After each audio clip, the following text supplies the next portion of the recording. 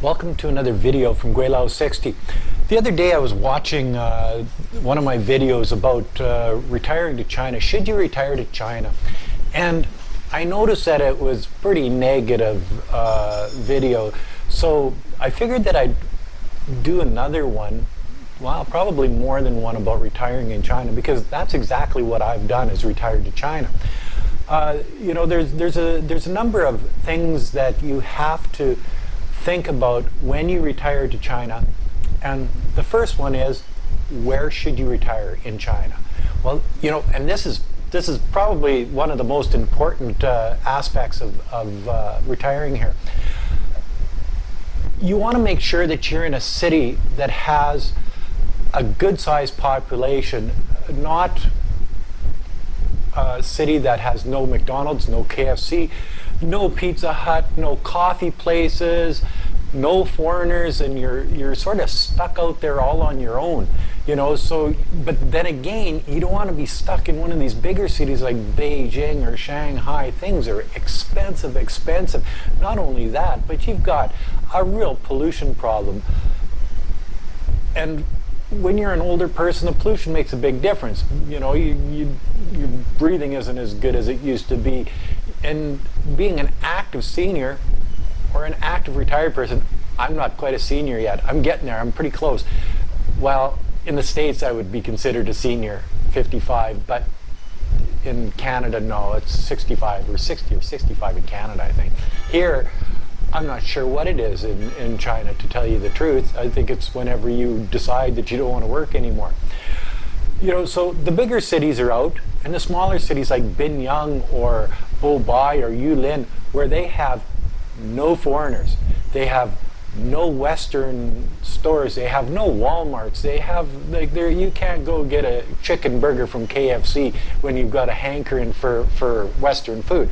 You know, so these are some of the things that you have to think about. You know, another thing, if you're retiring in China, you want to make sure that you're in a large enough city, though, that there's a good hospital, good doctors. You have to have access to medical services. In China, medical services don't cost that much, you know, so you really don't need an expat insurance policy, because anything that they do for you here, you can handle financially. If you're going to retire, if you've got enough money to retire, you've got enough money to deal with any medical emergency in China, because it's just not that expensive. In a smaller third-tier city, you can have an e-bike or a motorcycle and get around the city. Well, not so much motorcycles anymore, but e-bikes are allowed in the tier 3 cities. Where in the tier 2 and the tier 1 cities, they don't allow e-bikes anymore. So it sort of hampers the way you get around. With an e-bike, you can travel anywhere in the city. Once you know where you are in the city. I've been lost in Nanning a couple of times back in the day, but now I can go anywhere in the city on my e-bike, and one charge will take me anywhere in the city and back again.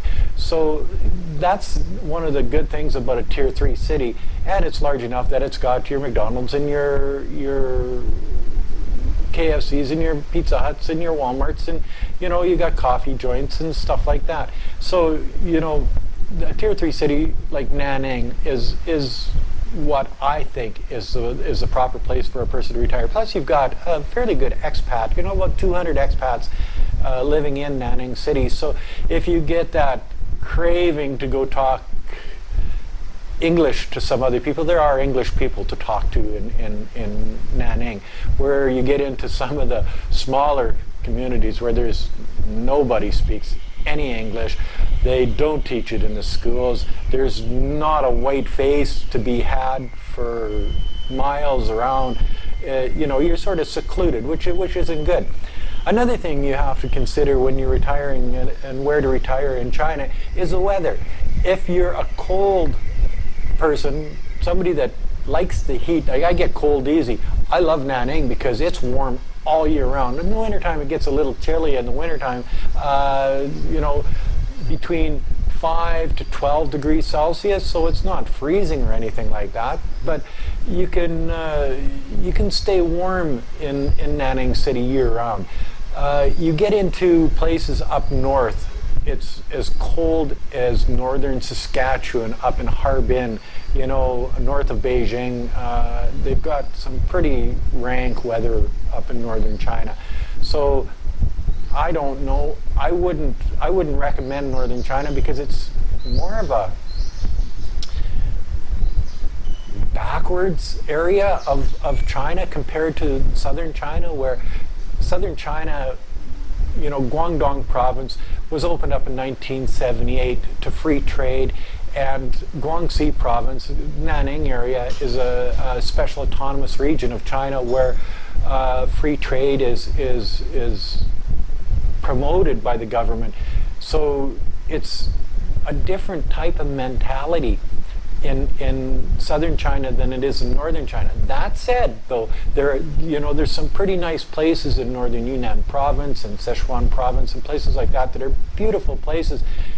And if you don't mind a little bit of cold in the wintertime, these places have smaller cities, 7 million people, 5 million people, you know, type thing, that have all the amenities that Nanning would have, and not the really, really hot summers. So, you know, thinking of all of these things when you decide if you want to retire to China, these are important factors in you know, searching out a place to retire in China if that's what you want to do.